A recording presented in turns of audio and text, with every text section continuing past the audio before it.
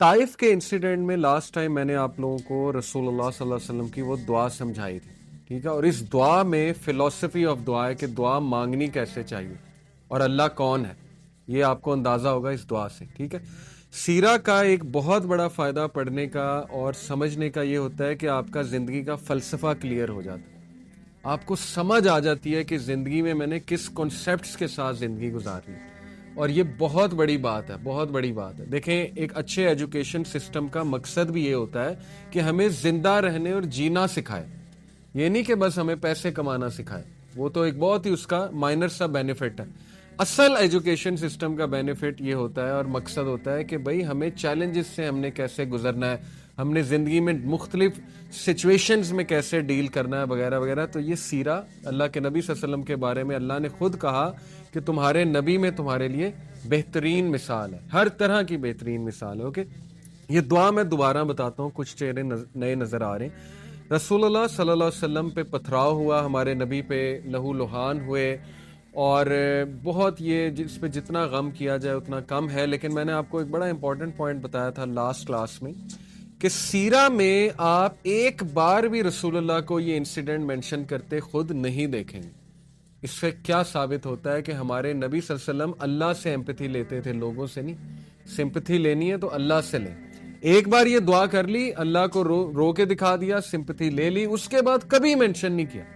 صرف تب مینشن کیا جب حضرت عائشہ نے خود پوچھا کہ آپ پہ سب سے ہیوی انسیڈنٹ کون سا تھا؟ کیا احد کا تھا؟ جو احد کی شکست تو نہیں کہیں گے، احد میں جو بھی حادثات ہوئے اس کے بعد تو نبی صلی اللہ علیہ وسلم نے پھر مینشن کیا کہ عائشہ تمہارے لوگوں نے مجھے بہت دکھ دیا تھا، یعنی طائف کے لوگوں نے۔ لیکن تب بھی کوئی ایسا سینٹینس نہیں کہا جس سے سمپتھی لینا جو ہے وہ واضح ہو رہا ہو۔ اس میں بڑا امپورٹنٹ پوائنٹ ہے کہ دیکھیں، مسلمان سٹرونگ ہوتا ہے، سمپتھی اللہ سے لینی ہے ہم نے۔ ہوتا کیا ہے، لوگوں سے آپ بہت سمپتھی لیں گے نا، ایک ٹائم آئے گا لوگ آپ کے بارے میں مائنڈ میں رکھ لیں گے، یار یہ تو ویک سا ہے، ایم ہی ہے، ٹھیک ہے نا۔ آلدو اچھے لوگوں سے شیئر کرنا کوئی حرج نہیں، سنسیئر لوگ ہوتے ہیں، اچھے لوگ ہوتے ہیں، لیکن اگر آپ نے ٹرولی سٹرونگ بننا ہے اللہ کے آگے روئیں۔ تو خیر، یہ جو دعا ہے اس پہ غور کریں۔ او اللہ، to you I complain of my weakness of strength and my helplessness and loneliness before man. اے اللہ، میں آپ سے شکایت کرتا ہوں۔ سب سے پہلی بات کہ اتنا اللہ کے ساتھ ایفیلیشن، اتنا کلوز ریلیشن، اتنا بھروسہ، اتنا کانفیڈنس کہ اللہ کو اپنا دل کھول کے دے دیا۔ شکایت دو طرح کی ہوتی ہے، اس دعا سے یہ بھی ثابت ہوتا ہے، ٹھیک ہے۔ جیسے حضرت یعقوب نے سورہ یوسف میں آتا ہے، انما اشکو بسی و حزنی اللہ، بے شک میں اپنی شکایت، اپنا شکوہ کس سے کرتا ہوں؟ اللہ سے۔ شکایت یہ جو پہلی والی ہے نا، یہ تو جائز ہے۔ یہ کون سی والی شکایت ہے؟ اور یہ ایسنس آف توحید ہے ایکچولی، ٹھیک ہے، کہ آپ کمپلین کرتے ہیں اللہ تعالیٰ سے کہ اللہ میں بے بس ہو چکا ہوں اور آپ کی مرسی، آپ کی ہیلپ کے بغیر میں کچھ بھی نہیں۔ اور اس میں پتہ ہے کون سا والا ایلیمنٹ ہے؟ اب دیکھیں، رسول اللہ صلی اللہ علیہ وسلم کی ساری دعا جب میں آپ کو سناؤں گا، اس کا کرکس یہ ہے کہ اللہ کے نبی صلی اللہ علیہ وسلم اس لیے نہیں رو رہے تھے کہ ان پہ بہت زیادہ وہ ہوا تھا ظلم، اصل میں وہ اس بات پہ رو رہے تھے، زیادہ پریشان تھے کہ اے اللہ، کہیں آپ تو نہیں ناراض، کہیں یہ پنشمنٹ تو نہیں ہے کہ میرے ساتھ اتنا کچھ ہو گیا۔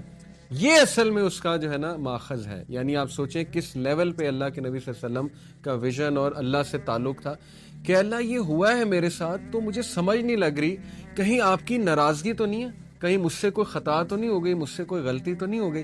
اس طرح کی بات کرنا، ٹھیک ہے نا، اور اللہ کے سامنے دل کھول دینا، یہ تو ایسنس آف توحید ہے۔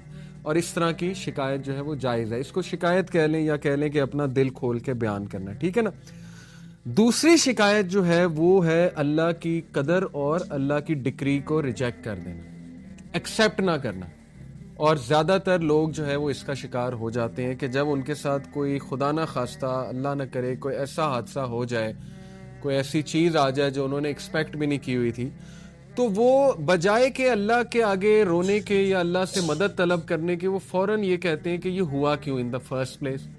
اور وہ کہتے کہتے پھر اس لیول پہ پہنچ جاتے ہیں جو اللہ معاف کرے، ابلیس نے اللہ کو کہا تھا کہ اللہ تو نے مجھے گمراہ کیا۔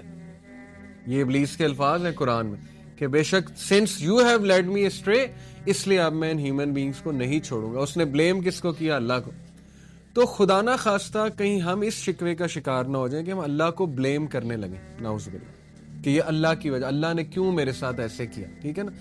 انسان ہے, نکل بھی سکتے ہیں ایسے الفاظ, لیکن یہ کہ توبہ کر لی جائے, فوراً سے ریٹرن ہو جائیں, فوراً سے جو ہے وہ اللہ تعالیٰ کے بارے میں پازیٹیو ہو جائیں, تو یہ ایسے لوگ اللہ کو بہت پسند ہیں, ٹھیک ہے. تو پہلی بات, یہ شکووں کے بارے میں 2 طرح کے شکوے میں نے آپ کو بتائے. ان میں سے ایک ناجائز ہے کہ تقدیر کو چیلنج کر دینا, اللہ کی ڈکری کو ریجیکٹ کر دینا کہ نہیں یہ ہوا کیوں. جیسے کچھ لوگ, ان کے فادر کی ڈیتھ ہو گئی, مدر کی ڈیتھ ہو گئی, ایکسیپٹ ہی نہیں کیا, دین سے بھی دور ہو گئے, نمازیں پڑھنا چھوڑ دیں کہ نہیں یہ ہوا کیوں. تو خیر اٹس ویری ڈیفیکلٹ, لیکن یہ کہ اسٹرینتھ پکڑیں. ہمارے نبی کو بہت غم آئے ہیں, بہت دکھ آئے ہیں, ان سے اسٹرینتھ پکڑیں. اگر غم دکھ کوئی بری چیز ہوتی تو انبیاء کو نہ آتا, اس کا مقصد ہے, ٹھیک ہے نا.